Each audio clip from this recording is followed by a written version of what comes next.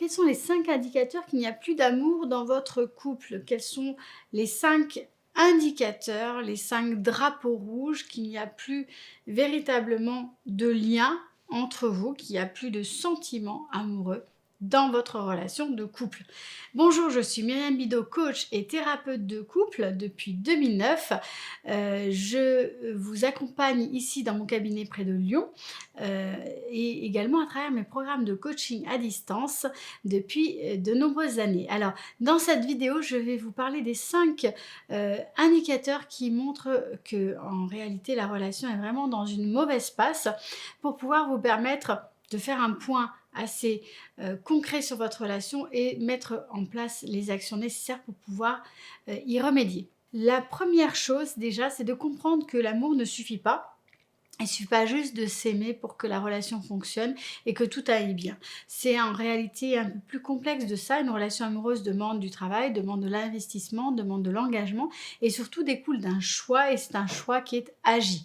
Alors, la difficulté, c'est qu'en fait, personne ne nous a appris à être bien en couple, personne ne nous a appris les compétences à avoir pour être capable d'avoir une relation qui soit épanouie. Or, ces compétences sont assez variées. Ces compétences sont des compétences émotionnelles, ce sont des compétences également relationnelles, dans le domaine de la communication, dans le domaine du savoir-être, dans le domaine aussi du savoir-faire.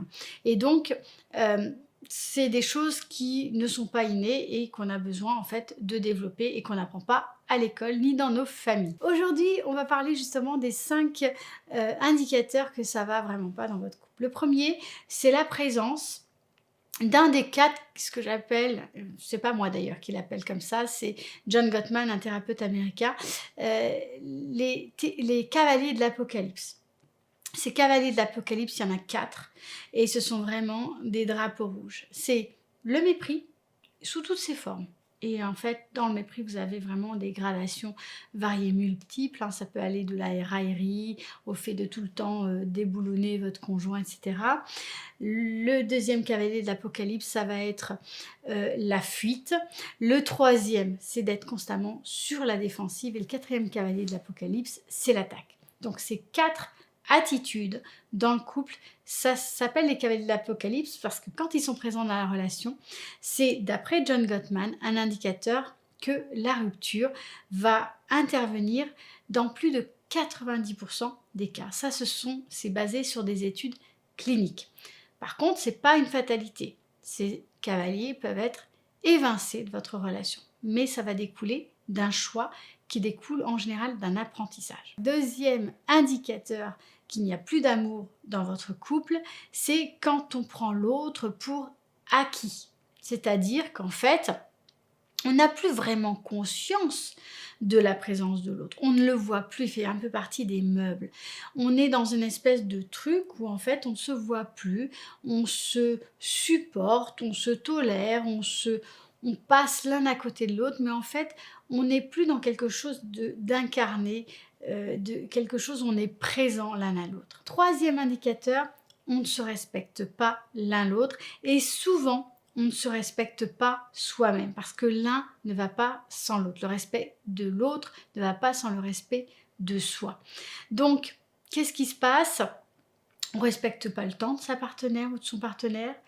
On arrive en retard, on ne prévient pas, on ne se met pas d'accord sur des horaires précis, on joue avec les mots, etc. On ne respecte pas sa personne, notamment par l'intermédiaire des reproches et des critiques incessants. On ne respecte pas les particularités ou les différences de son ou de sa partenaire, puisqu'on n'arrive plus à les tolérer. Quatrième indicateur que plus rien ne va dans votre couple, c'est on ne prend plus le temps de s'écouter. On ne prend plus le temps de véritablement être là dans une présence d'écoute et d'engagement dans l'écoute l'un vis-à-vis de l'autre. Ou bien on ne sait pas s'écouter. Ça, c'est quelque chose de très flagrant que je vois beaucoup avec les couples que j'accompagne, c'est qu'en réalité, on ne sait pas du tout ce que ça veut dire s'écouter l'un l'autre. On ne sait même pas ce que c'est que s'écouter soi-même. Donc, vous voyez qu'il y a vraiment tout un travail à faire pour pouvoir être dans la relation et c'est quelque chose qui n'est pas inné, c'est quelque chose qui s'apprend. Et pour l'apprendre, il faut pouvoir s'entraîner. Écouter l'autre, c'est pouvoir ouvrir sa personne, ouvrir son cœur.